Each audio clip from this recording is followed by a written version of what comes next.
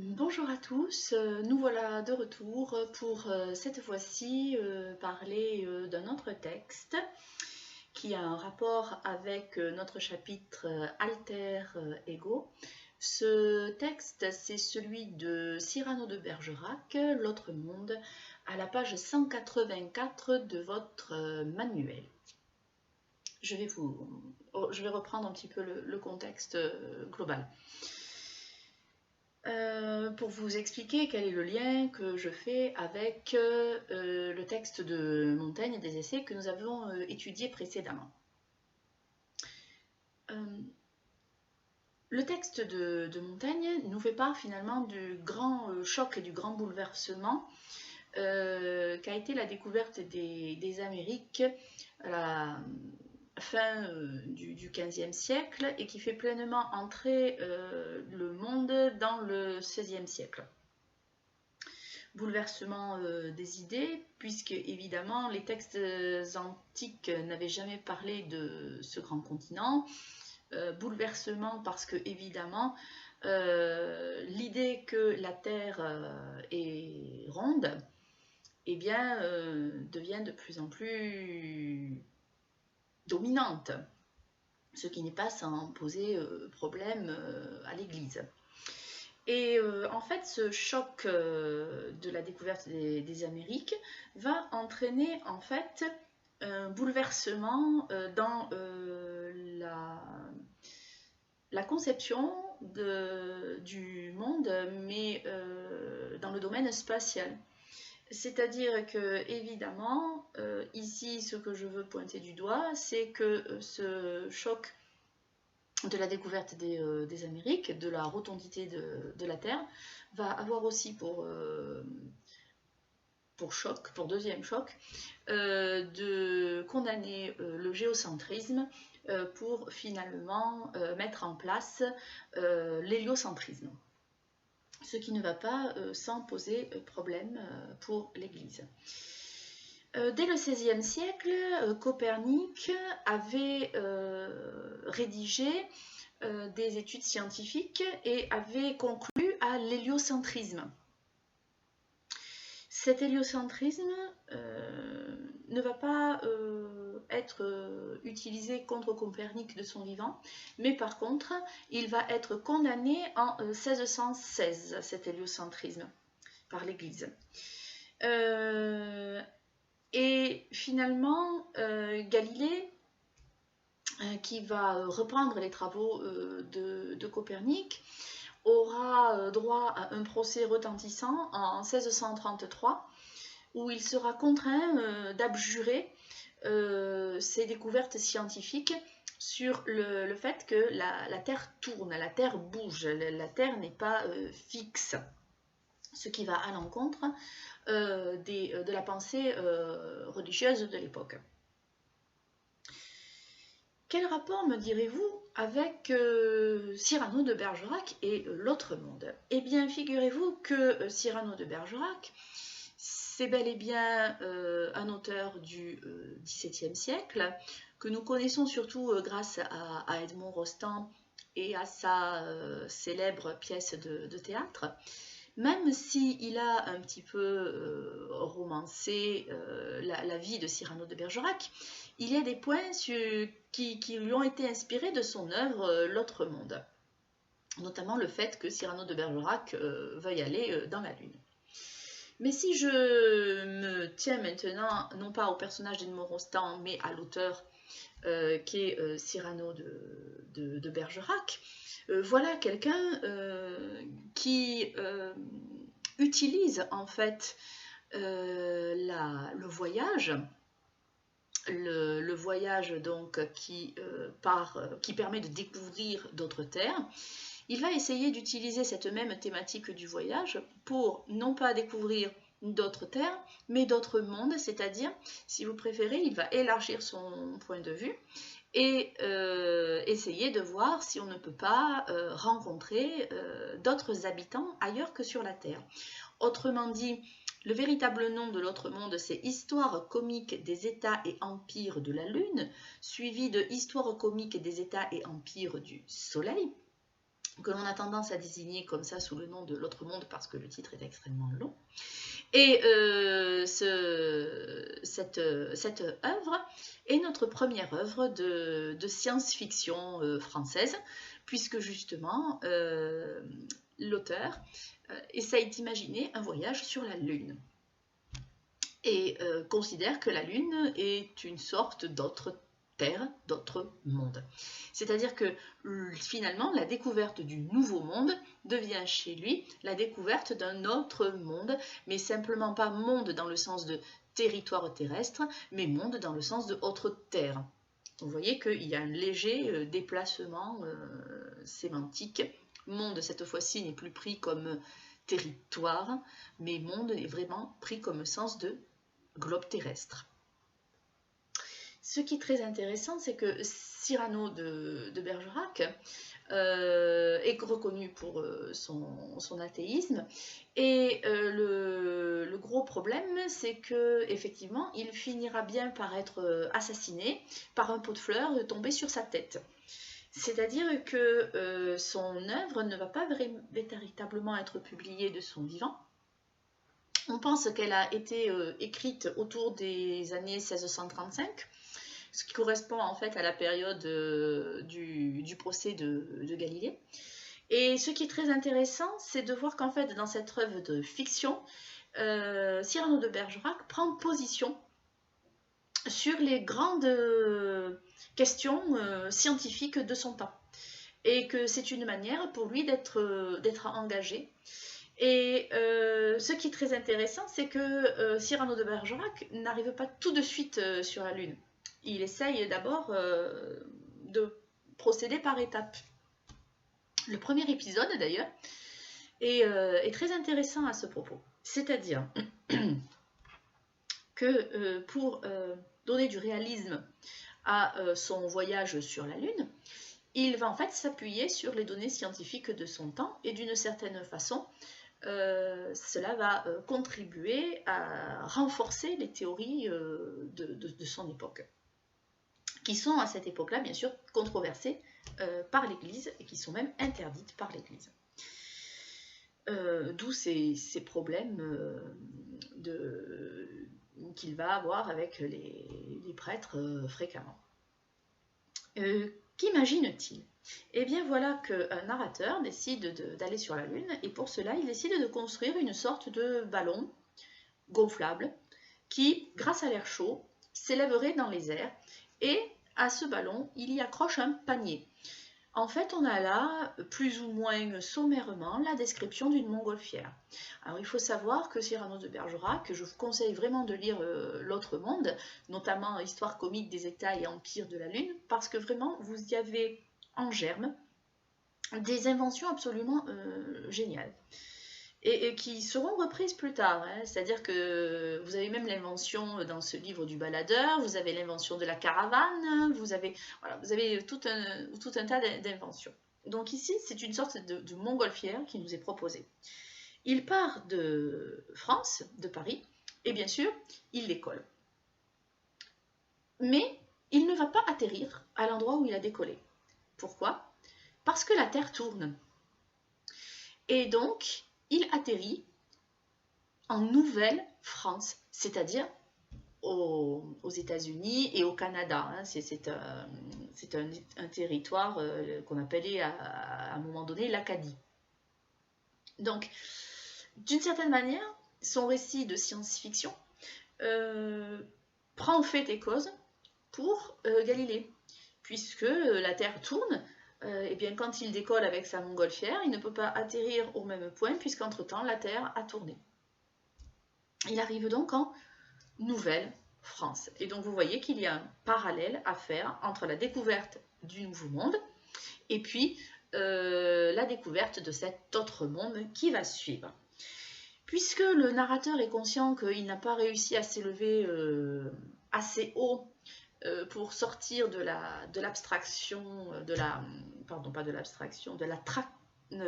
gravité, il va essayer d'imaginer une autre solution.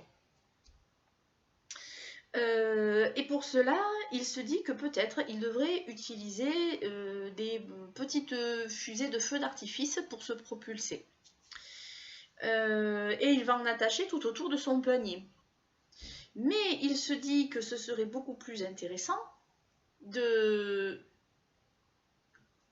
d'être plus léger à un moment donné et de se séparer de ces petites fusées.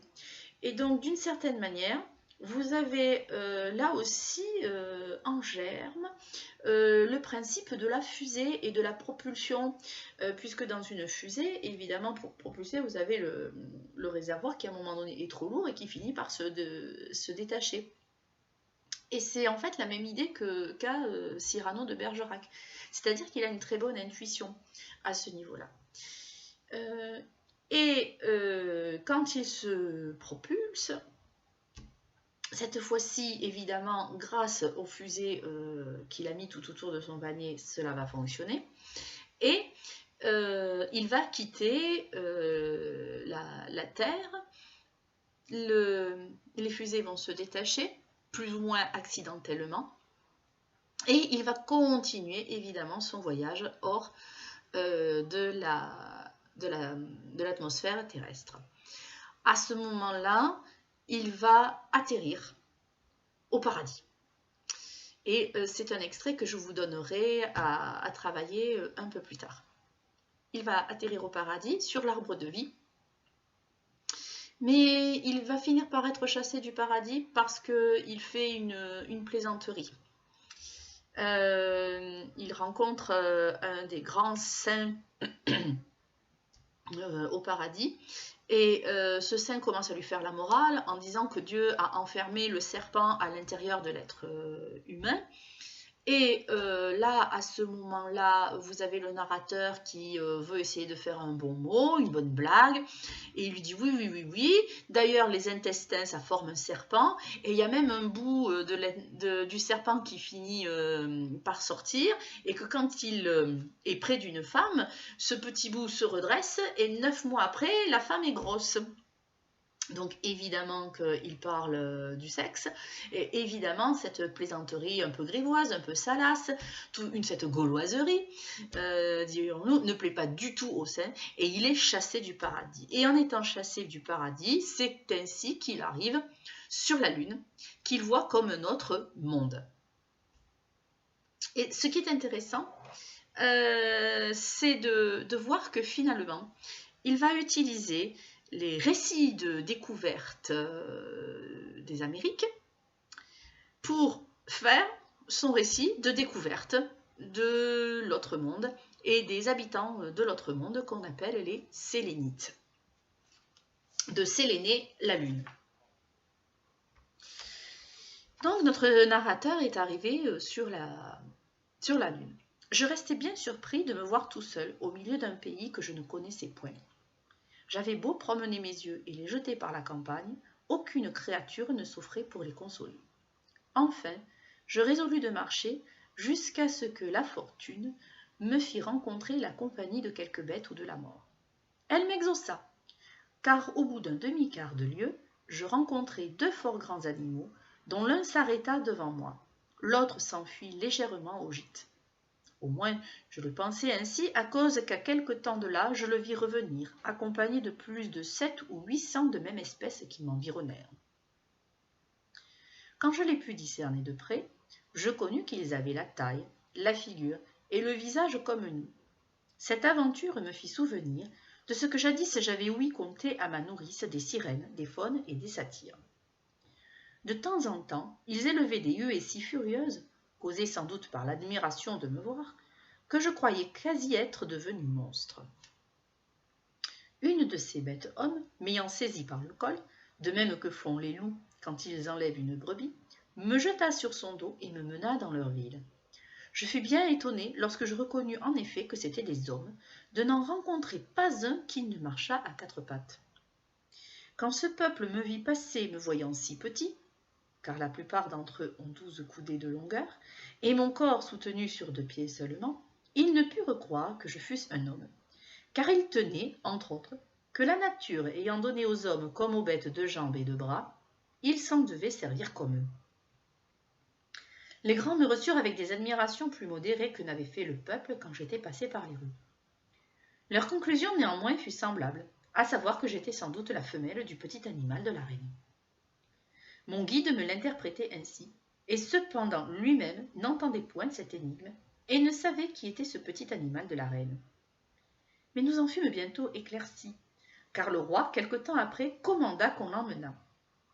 À une demi-heure de là, je vis entrer, au milieu d'une troupe de singes qui portaient la fraise et le haut-de-chausse, un petit homme bâti presque tout comme moi, car il marchait à 2 pieds. Sitôt qu'il m'aperçut, il m'aborda par un criado de Vostra Mercede. Je suis désolée, je ne connais pas l'espagnol, mais ça veut dire je suis le serviteur de votre seigneurie. Aussitôt, les nouvelles coururent par tout le royaume qu'on avait trouvé 2 hommes sauvages, plus petits que les autres, à cause des mauvaises nourritures que la solitude nous avait fournies, et qui, par un défaut de la semence de leur père, n'avaient pas les jambes de devant assez fortes pour s'appuyer dessus. Cette croyance allait prendre racine à force de cheminer, sans les prêtres du pays qui s'y opposèrent, disant que c'était une impiété épouvantable de croire que non seulement des bêtes, mais des monstres fussent de leur espèce. Alors, évidemment que mon étude va avoir un rapport avec l'étude qu'on a fait des cannibales de Montaigne. Mais ce qui est très intéressant ici, c'est de constater que Cyrano de Bergerac, d'une certaine manière, considère la Lune comme une terre inversée. C'est-à-dire que les Sélénites, finalement, ont la même réaction que les terriens. Et c'est le terrien qui a la réaction, non pas cette fois-ci du découvreur, mais de celui qui est découvert, d'une façon assez curieuse. Vous avez un petit renversement, ici une petite inversion. En fait, la Lune est vue comme une image renversée de la Terre. Quelle est donc la réaction du narrateur face aux habitants de la Lune, les Sélénites? D'abord, il est extrêmement surpris. Il a l'impression de rencontrer des animaux. Et puis, petit à petit, il comprend que c'est une société hiérarchisée, avec des rois, des reines, des grands, des gens qui habitent, qui ont l'air d'être plus populaires. Et puis, petit à petit, tout ce qu'il considère comme des cris, il parle de termes de huée, devient petit à petit un langage. Et puis, vous avez cette manière de parler des Sélénites, comme si c'était des animaux dans la démarche, mais pour le narrateur, il ne fait aucun doute que ce sont des hommes. C'est-à-dire que c'est comme si la leçon de Montaigne avait été bien comprise de Cyrano de Bergerac. C'est-à-dire que ces autres hommes, ces extraterrestres, sont en fait des hommes, des êtres humains. Et pour lui, ça ne fait aucun doute. Je reconnus en effet que c'était des hommes. Pour lui, le problème est réglé dès le départ. C'est-à-dire que, passé les premières apparences, où il a vu qu'ils avaient la même démarche que les animaux, il finit par comprendre que ce sont forcément des hommes. Et il décrit une société qui est calquée sur la société de son époque, avec justement une société extrêmement hiérarchisée.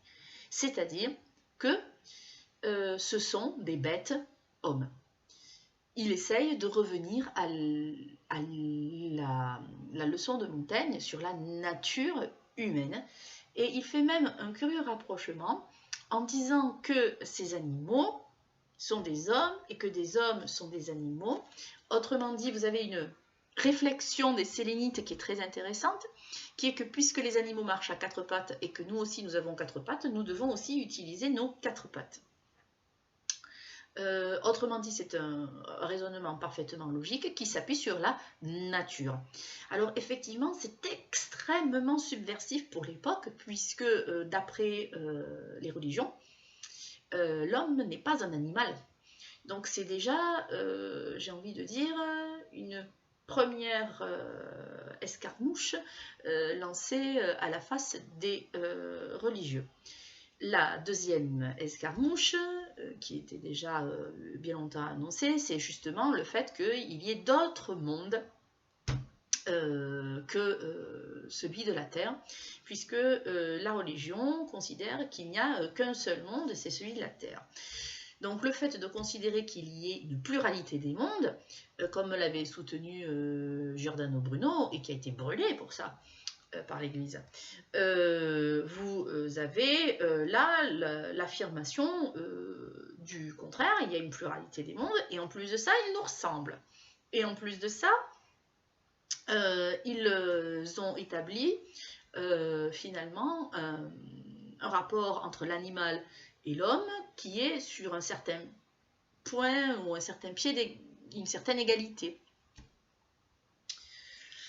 On va comparer cette réaction-là à la réaction des Sélénites. Eux aussi sont extrêmement surpris. Eux aussi le prennent pour un animal au départ. Et même ils le plaignent en quelque sorte. Vous avez tout un registre pathétique comme quoi vous avez une explication rationnelle que ces hommes sauvages, enfin ces êtres sauvages n'ont pas eu de nourriture suffisante et que donc du coup à cause de la semence de leur père, c'est-à-dire la génétique ici, mais c'est pas tout à fait la génétique, c'est le caractère héréditaire qui est en fait en train d'être affirmé. À cause de l'hérédité, ils n'ont pas pu se développer pleinement. Donc vous avez toute une population qui plaint ces pauvres êtres humains. Mais au départ, on doute de l'humanité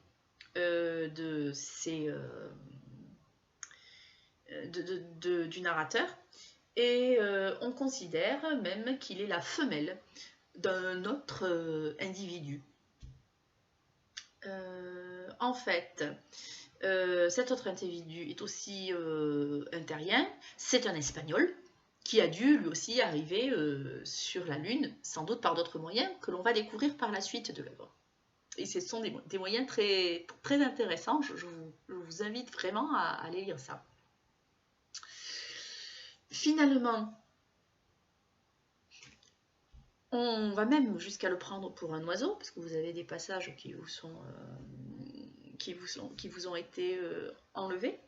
Mais au fur et à mesure, les Sélénites finissent par lui accorder son humanité.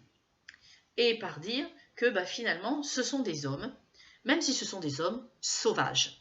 Vous voyez qu'on voit bien le parallèle qu'il y a à faire avec Montaigne. Ce sont juste des hommes sauvages, dans le sens où les pauvres, ils n'ont pas bénéficié de toute la civilisation. Autrement dit, les Sélénites se trouvent avoir le point de vue des Européens qui découvrent les pauvres cannibales tout nus qui n'ont pas beaucoup d'habits. En quelque sorte, c'est un petit peu ça. À leur différence, bien sûr, eux se considèrent comme civilisés. Et tout se passerait très très bien, c'est-à-dire qu'on le considérerait bien comme un être humain, sans l'intervention des prêtres. Et évidemment, ce que dit en gros Cyrano de Bergerac, c'est que même si on est dans l'autre monde, les êtres humains sont finalement des êtres de bon sens et qui finissent par reconnaître l'humanité de l'autre, même s'il n'a pas la même couleur de peau, même s'il ne marche pas de la même manière, etc. etc. Et que finalement ceux qui viennent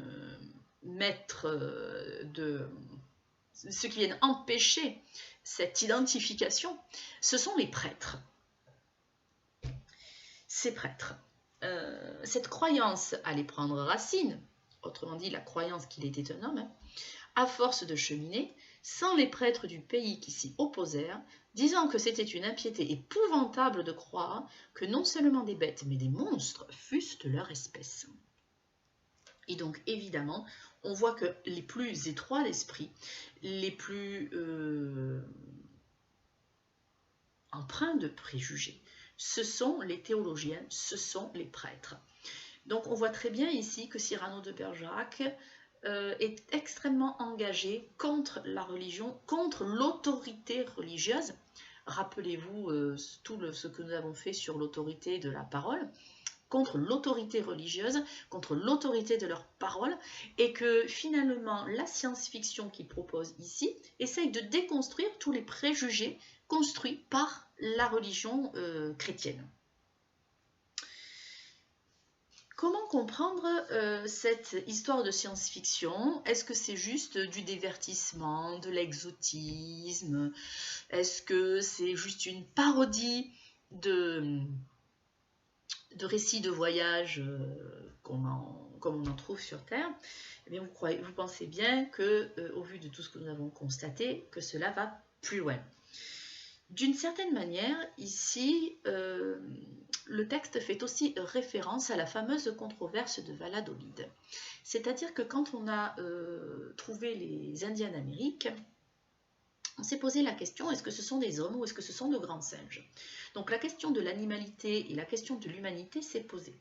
Et vous avez Sepúlveda qui a tout fait pour défendre l'humanité de ces Amérindiens. Mais on n'est absolument pas loin de tous les préjugés raciaux et racistes qui sévissent encore à notre époque. Autrement dit, parce qu'on n'a pas la même couleur de peau, parce qu'on n'a pas la même façon de marcher, parce qu'on n'a pas la même façon de s'habiller, certains seraient à considérer comme inférieurs ou comme des animaux. Vous avez par exemple l'insulte raciste qui consiste à traiter un individu noir de singe, qui existe toujours. D'ailleurs, cette association avec les animaux, un Français va s'en servir, Pierre Boulez, pour faire la fameuse planète des singes, où les singes prennent le pouvoir. En fait, il faut comprendre que ce sont les êtres de couleur, les colonisés, les rabaissés, les humiliés, qui finissent par prendre le pouvoir. C'est une manière aussi d'interpréter cette œuvre de science-fiction. Et on constate que finalement ici, dans l'œuvre de Cyrano de Bergerac, on se rend compte que cette fois-ci, c'est lui l'Européen qui n'est pas l'être inférieur, pardon, qui n'est pas l'être supérieur, qui est l'être inférieur, c'est lui qui au départ est traité d'animal. L'idée qu'il fallait relativiser, se mettre à la place de l'autre chez Montaigne pour finalement finir par découvrir l'humanité qu'il y avait en l'autre, eh bien Cyrano de Bergerac la pratique. Et si c'était moi qui étais considéré comme l'animal? Et si c'était nous, Européens, qui étions considérés comme l'animal? Là aussi, vous voyez, il s'agit d'aller à l'encontre de la pensée, des préjugés ethnocentrés de son temps. Le découvreur ici n'est pas le maître, il n'est pas le plus fort. Au contraire, c'est lui que l'on va emprisonner, comme on a emprisonné les gens que l'on a découverts dans tous les autres pays. Et d'une certaine façon, ce récit de science-fiction, cette inversion des rapports, permet de critiquer les rapports qu'il y a sur Terre. Autrement dit, se mettre à la place de l'autre permet de critiquer sa propre société. Parce qu'il ne faut pas se tromper, c'est bien Cyrano de Bergerac qui critique sa propre société. La société qu'il y a sur la Lune ressemble étrangement à celle qu'il y a sur Terre. Que fait-il? Eh bien, il critique les préjugés de manière générale. Il critique évidemment le fait que quand on est grand de ce monde, on essaye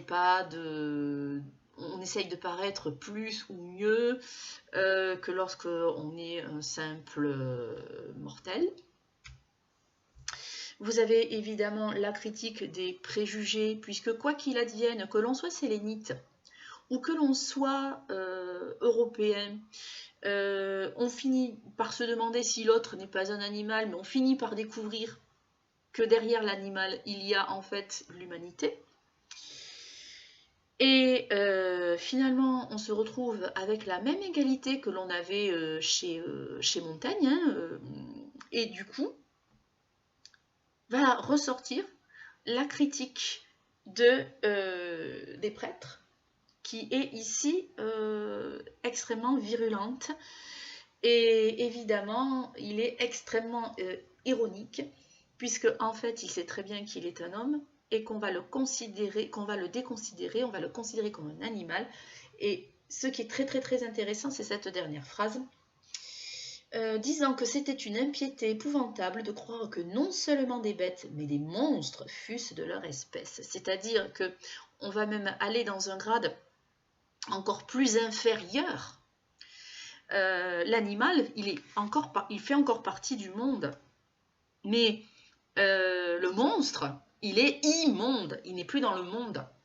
On reprendra tout cela. Mais finalement, voilà que les prêtres, ne voulant tellement pas d'une égalité, d'une diversité des points de vue, d'une pluralité des mondes, finissent par même nier l'évidence, et pour nier l'évidence, considèrent que finalement, cet être humain-là est un monstre. Donc vous voyez bien qu'on retrouve aussi les mêmes problématiques qu'avec les cannibales. Les cannibales, ce sont des monstres. Et pas du tout, nous dit Montaigne, ce ne sont pas des monstres. Ou alors, nous le sommes aussi. Sauf que c'est très intéressant de dire que nous sommes des monstres, mais que, voilà, peut-être à un moment donné, il faudrait qu'on améliore ça. Il faudrait peut-être tenir compte de ce que l'autre dit pour améliorer ce que nous sommes, d'une certaine façon. Et ne pas faire comme si ça n'existait pas. Eh bien, ici, vous avez exactement la même leçon qui nous est donnée. Mais cette leçon, elle est donnée par la science-fiction. Elle est donnée par un renversement des points de vue. Cette fois-ci, on va sur un autre monde, mais c'est un autre monde où on n'est pas le plus fort. On est au contraire le plus faible. Et est-ce que ça nous plairait, à nous, Européens, d'être traités de monstres, d'être traités d'animaux, puis d'être traités de monstres? Et ça pourrait énormément choquer les esprits, surtout à cette époque-là. On est en plein XVIIe siècle, où les Européens se croient quand même les maîtres du monde. Disons-le très clairement, entre les Espagnols, les Français, et les Anglais, et puis les Pays-Bas, toute l'Europe, de manière générale, se pense être les maîtres du monde. Ce qui ne va que s'accentuer d'ailleurs au cours des siècles. Il faudra attendre très longtemps pour que les Européens ne se considèrent pas comme les maîtres du monde. Pourtant, déjà, en France et ailleurs, il y avait des voix qui s'élevaient pour dire « Mais attendez, vous n'avez rien compris. L'autre n'est pas un être inférieur. L'autre est un autre moi-même. L'autre est un être humain. » Le problème, que se passe-t-il? C'est que l'être humain voit d'abord les différences avant de voir les points communs. Comment faire? Il faut arriver à se mettre à la place de l'autre. Et ici, Cyrano de Bergerac en fait l'expérience grâce à la science-fiction. C'est une expérience que donc nous pouvons tous faire en imagination. Nous pouvons nous mettre à la place de l'autre. Le noir peut se mettre à la place du blanc, le blanc peut se mettre à la place du noir. J'ai utilisé le blanc et le noir, mais je pourrais dire que l'asiatique peut se mettre à la place du noir, le noir peut se mettre à la place de l'asiatique. Il n'y a vraiment pas... ça peut vraiment être n'importe quelle combinaison. On peut même aller plus loin, hein, les femmes qui se mettent à la place des hommes, les hommes qui se mettent à la place des femmes. Donc ce changement, cette inversion de rapport, permet justement de changer la représentation du monde. Comment se représenter le monde? Eh bien, pour mieux se le représenter, il faut peut-être se le représenter en imagination, en essayant d'être l'autre. Autrement dit, à la question Est-ce que l'autre est un autre moi-même? La réponse est oui, sur le plan naturel. Sur le plan culturel, nous avons effectivement des cultures différentes, mais nous avons une culture, quoi qu'il advienne. Autrement dit, l'autre est bel et bien un autre moi-même, mais chacun est unique. Donc c'est très intéressant à manipuler. Voilà pourquoi, puisque chacun est unique, Montaigne nous dit « chacun appelle barbarie ce qui n'est pas de son usage ». C'est-à-dire que même à l'intérieur d'une même société, on peut avoir justement envie d'appeler tel comportement une barbarie, parce que ça ne correspond pas à ce que nous pratiquons. Peut-être très personnellement.